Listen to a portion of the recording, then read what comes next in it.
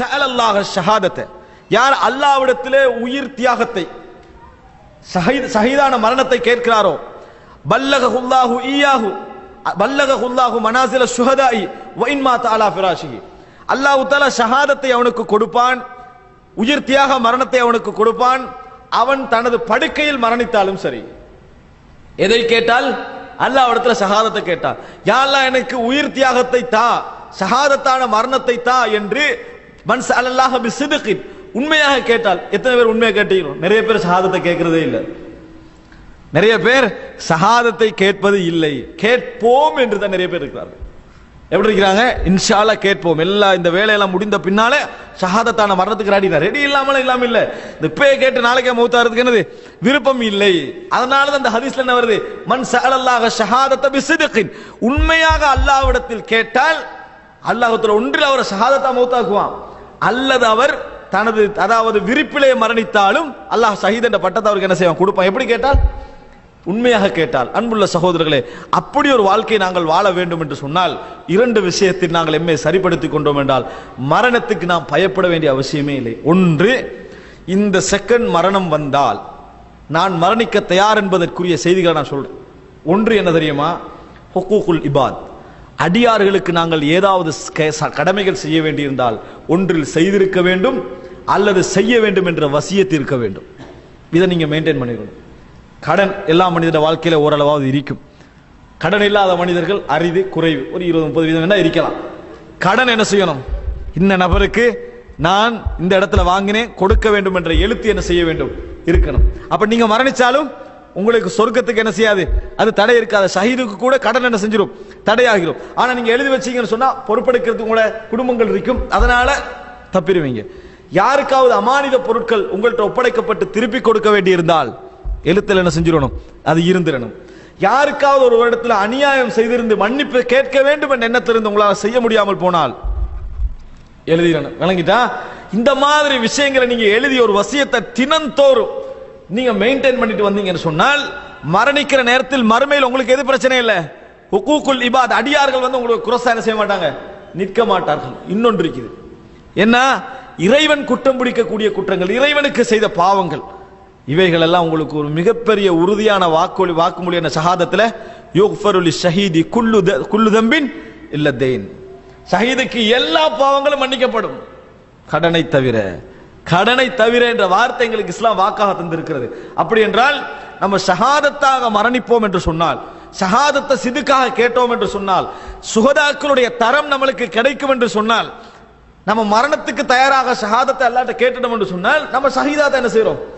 மரணிக்கிறோம் என்பது அர்த்தம். அன்புள்ள சகோதரர்களே, அந்த மாதிரி ஒரு மரணத்துக்குரிய தருவாயில் வந்தாலும் கூட நாம் அல்லாஹ்ட்ட என்ன செய்யலாம்? யா அல்லாஹ் என்ன பாவங்களை மன்னிச்சிரு, என நிலைமை இப்படி இருக்குது, நான் நிறைய பாவம் செய்திருக்கிறேன் மன்றாடுவதற்கு கூட வாய்ப்பு இருக்கிற ஹுக்கூகுல் இபாத். ஏண்டா மனிதனுடைய பிரச்சனை என்ன தெரியுமா? இன்றைக்கு முஸ்லிம்களுக்கு எதிராக உலகத்தில் எல்லா இடங்களிலும் பிரச்சனை, கலவரங்கள், சிக்கல்கள், பிரச்சனைகள். இதிலிருந்து ரிலீஸ் ஆவதற்கு அரசியல் தீர்வு, மத்த தீர்வு என்பதெல்லாம் தாண்டி நீ மரணிக்க தயார் என்பதா முதல் தீர்வு. முதல் தீர்வு என்ன தெரியுமா? நீ மௌத்தாக தயார் என்பதுதான் இந்த உலகத்துல முதல் தீர்வு என்றதை புரிஞ்சு கொள்ள வேண்டும். அன்புள்ள சகோதரர், ரசூலுல்லாஹ் சொன்னாங்க என்ன? இந்த சமுதாயத்தை நோக்கி எல்லோரும் என்ன செய்வார்கள்? சாப்பாடு தட்டை வருவது போன்று வருவார்கள். காரணம் சொல்லிவிட்டு ரசூல் ஸல்லல்லாஹு அலைஹி வஸல்லம் கேட்கப்படுகிறது, அவமின் கில்லத்தின் நஹ்னு யௌமஇதின் யா ரசூலுல்லாஹ், அன்றைய தினம் கொஞ்சம் பேராக இருப்போமா? கால லா பல் அன்தும் கஸீர், நீங்கள் நிறைய பேர் இருப்பீர்கள். வலக்கின்னக்கும் குஸாஉன் ககுஸாஇஸ் ஸைல், வெள்ளத்திலே அடிபட்டு செல்கின்ற சருகுகள் போன்றிருப்பீர்கள். வலயன்சி அன்னல்லாஹு மின் குலூபி அதுபிக்குமுல் மஹாபத வலயக்திஃபன்னல்லாஹு ஃபீ குலூபிக்குமுல் வஹன், எதிரிகளுடைய உள்ளத்திலிருந்து முஸ்லிம்கள் என்ற அச்சத்தை அல்லாஹ் எடுப்பான், உங்களது உள்ளங்களில் வஹன் என்பதை போடுவான். காலு வமல் வஹன் யா ரசூலுல்லாஹ், வஹன் என்றால் என்ன? என்ன பிரச்சனை? நாங்க வீழ்ச்சிக்கு என்ன காரணம்? கால ஹுப்பு துன்யா வ கராஹியத்துல் மௌத், உலக மோகம், மௌத்தை பற்றிய வெறுப்பு என்று சொன்னாங்க ரசூலுல்லாஹ். இவ்வளவுதான் வீழ்ச்சிக்கு காரணம். உலக மோகம், மரணம் பற்றிய வெறுப்பு. எங்க மரணம் பற்றிய வெறுப்பு இருக்கிறதோ அங்க உலக மோகம் இருக்கும், எங்க உலக மோகம் இருக்கிறதோ அங்க மரணம் பற்றிய வெறுப்பு இருக்கும். எங்க மரணத்துக்குரிய அச்சம் இல்லையோ அங்க உலக மோகம் என்ன செய்யாது? இருக்காது. அன்புள்ள சகோதரர்களே, எனவே தான் சொல்றேன், ஹுக்கூகுல் இபாதை நம்ம சரிப்படுத்த பின்னால் இறைவனுடைய மன்னிப்பை அனுதினமும் வேண்டிக் கொண்டு நம்ம வாழ்ந்தோம் என்று சொன்னால் இன்னொரு விஷயம் இருக்குது. அது என்ன? மூன்றாவது, நமது குடும்பத்துக்கும் நம்மளுக்கு இடையில் மரணம் பற்றிய பேச்சுவார்த்தைகள் அடிக்கடி நிகழ வேண்டும். மரணித்தால் நீ எப்படி வாழ்வாய்? மரணித்தால் மனைவியுடைய லைஃப் எப்படி இருக்கணும்? மரணிச்சா பிள்ளைகள் எப்படி வாழணும், மரணித்தா இந்த நிலைமையில எப்படி நீ இந்த நிலைமையில எப்படி இருப்பாய், மரணிச்சா நான் மரணிக்காம நீங்க மரணிச்சா நான் இப்படி இருப்பேன். இந்த பேச்சுவார்த்தையெல்லாம் நீங்க வச்சு பாருங்க பாப்போம். ஒரு குடும்பத்துக்கு இதுக்கு போற என்ன செய்யற பிளான் இல்லாம பெரிய திட்டங்கள் ஏற்பாடெல்லாம் தேவையில்லை. ஏற்பாடு செஞ்சு சொத்தை அழிஞ்சா என்ன செய்யறது? ஆனால் உங்க இடத்துல பேச்சுவார்த்தை வைங்களே, என்றைக்கும் நாம் மரணிக்கலாம், என்றைக்கும் நீங்கள் மரணிக்கலாம் என்ற ஒரு வீர குடும்பமாக இந்த பேச்சுவார்த்தை இருக்குமாக இருந்தால், எந்த தினமாக இருந்தாலும் எந்த நிமிடமாக இந்த மரணம் என்ற செய்தி எந்த பேச்சும் வராமல் ஒரு குடும்பம் பாதிக்குமே அந்த லெவலுக்கு இருக்காது. நீங்க பேசியது, கலந்துரையாடியது, இது நடந்தா என்ன செய்யணும் என்று பேசியது என்பதனால பாதிப்பு என்ன செய்யும்? குறைவாக இருக்கும். அதே நேரத்தில் நீங்கள் மரணத்தை தொடர்ந்து எதிர்பார்த்து கொண்டிருப்பதனால் அந்த நிமிடம் உங்கள்கிட்ட இறைவனை பற்றிய விருப்பமும் இதனுடைய சந்திப்புடைய ஆசையும் உங்களை அப்படியே தொத்திக்கொள்ளும். ஹராம் இப்னு மில்ஹானுடைய செய்தி நாம் படித்திருக்கிறோம். அவர் ரசூல் ஸல்லல்லாஹு அலைஹி இளைஞர் தானே, அனஸ் ரலியல்லாஹு அன்ஹு சொல்கிறார்கள், முஸ்லிமிலே வரக்கூடிய செய்தி, 70 பேரை ரசூல் ஸல்லல்லாஹு அனுப்பினாங்களே, அப்படி அனுப்பி போனவர்கள் இளைஞர்களாக இருந்தார்கள், திருமணம் முடிக்காதவர்கள் பெரும்பாலானவர்கள். அவங்க போய் பிரச்சாரத்துக்கு போன நேரத்தில் துரோகம் செய்து அநியாயம் செய்து அவர் ஒரு பேச்சுவார்த்தைக்காக ஒரு 4-5 பேர் என்ன செய்யறாங்க, அங்க முன்னுக்கு எடுத்துட்டு போறாங்க. எடுத்துட்டு போய் என்ன செய்தார்கள்? ஹராம் இப்னு மில்ஹான் பேச்சுவார்த்தையில் ஈடுபட்டு கொண்டிருக்கிறார்கள். நம்பிக்கையோட சூழ இருப்பவர்கள் எல்லாம் நபி அவர்களோட தூதுவர்களாக வந்தவர்கள் நம்பிக்கையோட பேச்சுவார்த்தையில் ஈடுபட்டு கொண்டிருக்கிறார். மரணத்தை அவர் சற்றும் எதிர்பார்த்திருப்பாரான்னு சொல்லவே முடியாது. அப்படி எதிர்பார்த்து கொண்டிருக்கிற நேரத்தில் ஒரு மனிதர் திடீரென அம்பெடுத்து என்ன செஞ்சாரு? ஹராம் இப்னு மில்ஹானுடைய முதுகுப்புறத்தில் குத்தினார். ஏன் குத்தினார் ஒன்றும் தெரியாது. முதுகுப்புறத்தில் குத்தி இந்த பகுதியில் என்ன செய்து வருகிறது. அன்புள்ள சகோதரர்களே, லா ஹவுல வலா குவத்த இல்லா பில்லாஹ், எப்படி ஒரு சக்தி அந்த மனிதருக்கு அல்லாஹ் தஆலா கொடுத்து. ஏன்னா எதிர்பார்ப்பு. அப்படி வந்த உடனேயே, குத்துப்பட்ட உடனேயே ரத்தத்தை இப்படி எடுத்தாரு, முகத்திலே தலையிலே தேய்ச்சாரு. ஃபுஸ்து வரப்பில் கஅபா, கஅபாவுடைய இறைவன் மீது ஆணையாக நான் வெற்றி பெற்று விட்டேன், கஅபாவுடைய இறைவன் மீது சத்தியமாக நான் வெற்றி அடைந்து விட்டேன் என்று சொல்றான். பின்னால யாரு குத்தினு பார்க்கல, ஒரு ஓலம் பெற்ற சத்தம் வரல, சவுண்ட் வரல, அம்பு இந்த பகுதியில் வருது. ரத்தத்தை எடுத்து தலையில தோய்ச்சாரு, முகத்தில எடுத்தாரு, தடவினாரு. ஃபுஸ்து வரப்பில் கஅபா, கஅபாவுடைய இறைவன் மீது சத்தியமாக நான் வெற்றி பெற்று விட்டேன் என்று சொன்னார். எப்படி சொல்லலாம்? எப்படி வந்தது? எப்படி மரணத்தை எதிர்பார்த்த வாழ்க்கை? அவங்களாம் உலகத்துல வாழ்ந்தாங்க தான், உலகத்துக்கு ஆசைப்பட்டார்கள் தான், எங்களை போன்ற மனிதர்களாக இருந்தார்கள். ஆனால் ஈமானில் எங்களை விட தரம் மிக்கவர்களாக இருந்தார்கள். எதிர்பார்ப்பு ஒருத்தர் இருந்தது, அவங்களுக்கும் சகோதரர்கள் இருந்தார்கள், உறவுகள் இருந்தன. ஆனா அவங்கள்ட்ட இந்த எதிர்பார்ப்பு இருந்தது. அதனால பெரிய பாரமாக என்ன செய்யல இருக்கல. ஃபுஸ்து வரப்பில் கஅபா, ரத்தத்தை, அன்புள்ள இந்த வார்த்தை சொல்றதை விடுங்க, முகத்தில் எடுத்த உடனே திரும்பி பார்க்காம ரத்தத்தை எடுத்து தலையில தோய்த்து கொண்டு இப்படி சொன்ன இருக்கிறதே, அம்பால குத்தினாரே, அவருடைய உள்ளம் ஒரே அடி அசைஞ்சிட்டு, நான் தானே வெற்றி பெற்றேன், இவர் தோல்விதானே. ஆனா அவர் என்ன சொன்னாரு? ஃபுஸ்து, நான் வெற்றி பெற்று விட்டேன் என்று சொன்னாரு. அன்புள்ள சகோதரர்களே, ஒரு சில நாட்களில் அந்த குத்தியவர் இஸ்லாத்துக்கு வந்தார். வேற இஸ்லாமிய பிரச்சாரம் செய்யல, ஈமானிய பலம், ஈமானிய பலம். அதான் சொன்னேன், காலித் இப்னு வலீத் ரலியல்லாஹு அன்ஹு படைகளோடு இருந்து கொண்டு என்ன கடிதம் எழுதினாரு அவர்களுக்கெல்லாம்? நீங்கள் வாழ்வதற்காக யுத்தம் செய்ய வந்திருக்கிறீர்கள், நான் மரணத்தை விரும்பக்கூடிய ஒரு சமுதாயத்தோடு வந்திருக்கிறேன், நான் மரணத்தை விரும்பக்கூடிய ஒரு சமுதாயத்தோடு வந்திருக்கிறேன். இதனாலதான் சகோதரர்களே, அவர்களுடைய ஒரே ஒரு தக்பீர் மூலம் படைகள் அதிர்ந்தது. அந்த ஒரு காரணம் தான். தக்பீருக்கு அந்த பவர் எங்கிருந்து வந்தது தெரியுமா? அல்லாஹு அக்பர் இவர்கள் சொல்ற நேரத்தில் இவர்கள் மரணிக்க தயாராக பதிவு அவர்கள்ட்ட இருந்தது. அதனால அந்த தக்பீருக்கு அப்படி ஒரு பவர் என்ன செஞ்சது இருந்தது. வரலாற்றில் சொல்வார்கள், தக்பீர்கள் மூலமே ரோம் பாரசீகத்துடைய கொடிகள் கீழே விழுந்தன என்று சொல்வார்கள். என்ன காரணம்?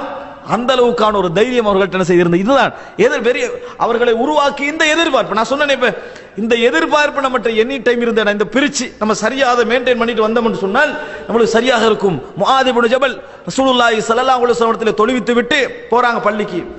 அங்க போனா ஒரு மனிதர், இவர் பக்ரா எல்லாம் ஓதுவாரு, ஒரு மனிதர் ஒதுங்கிட்டார், தனியா தொழுவிட்டார், விவசாயி.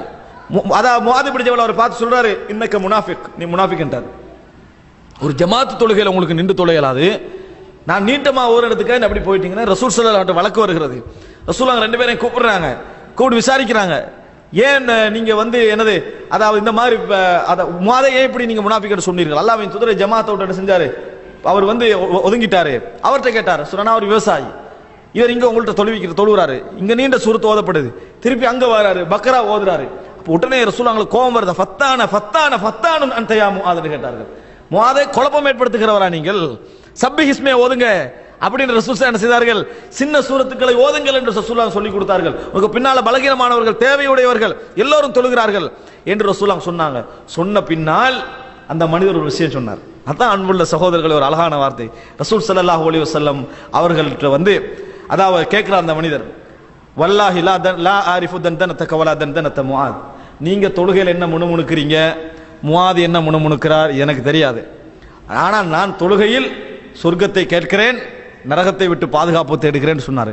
ரசூல் ஸல்லல்லாஹு அலைஹி வஸல்லம் வஹவுலஹா நுதந்தின், நாங்களும் அதை சுற்றி தான் என்ன செய்கிறோம், முணுமுணுக்கிறோம் என்று ரசூல் ஸல்லல்லாஹு அலைஹி வஸல்லம் சொன்னார்கள். எல்லாம் சொல்லி முடிச்சவரும் அந்த மனிதர் சொன்னார், முஆத் என்னை முனாஃபிக் என்று சொன்னார். வஸயஅலமு கதன் மன் அன, நான் யார் என்பதை நாளை அவர் கண்டுகொள்வார் என்று அவர் போயிட்டார். ஏன்னா யுத்தம் வந்து என்ன செய்து நடக்க போகுது நாளைக்கு, அவ்வளோ அவர் சொன்னார், வேற ஒன்றும் சொல்லலை. அன்புள்ள சகோதரர்களே, யுத்தம் அகோரமாக நடக்கிறது, நிறைய பேர் ஷஹீதானார்கள், கொல்லப்பட்டவர்களில் இவரும் வருகிறார்.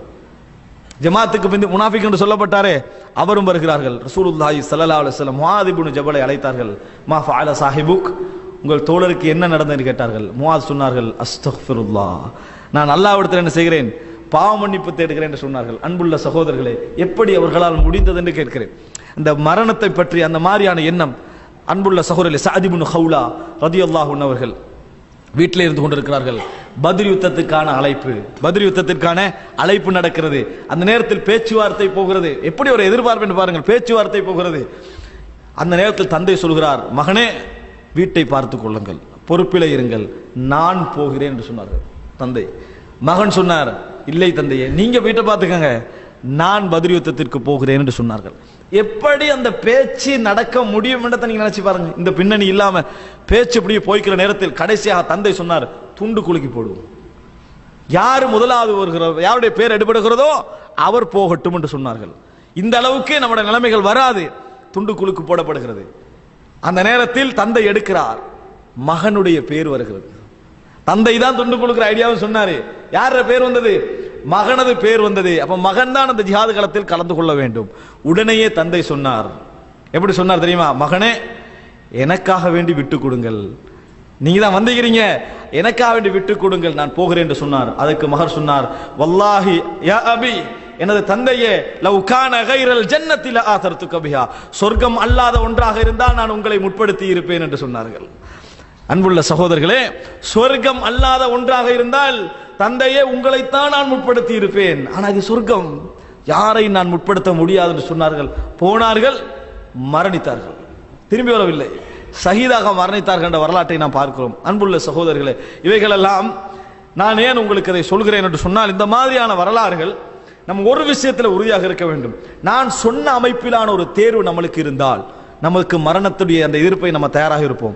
அதே போன்று உலகத்துடைய மைனஸான பகுதிகள், இன்பங்கள் தொடராமல் இருத்தலும், பாசங்கள் தொடராமல் பகைமை வருவதும், இந்த உலகத்தில் நம்ம அனுபவிச்ச இன்பங்கள் எல்லாம் தலைகீழாக மாறி போவதும், நம்ம இந்த உலகத்தில் நிரந்தரம் என்று எதையெல்லாம் நினைத்தோமோ அதெல்லாம் நிரந்தரமற்ற நிலைமைக்கு மாறுவதும், இந்த உலகத்தில் பலம் என்ற இளமையெல்லாம் முதுமையாவதும், எதெல்லாம் உலகத்தை எடுத்துக்கிட்டு அதுக்கெல்லாம் ஒரு மைனஸ் இருப்பதை நம்ம பார்த்தோம் என்று சொன்னால் நமது உலகத்துடைய வேகம் என்ன செய்யும்? குறையும்.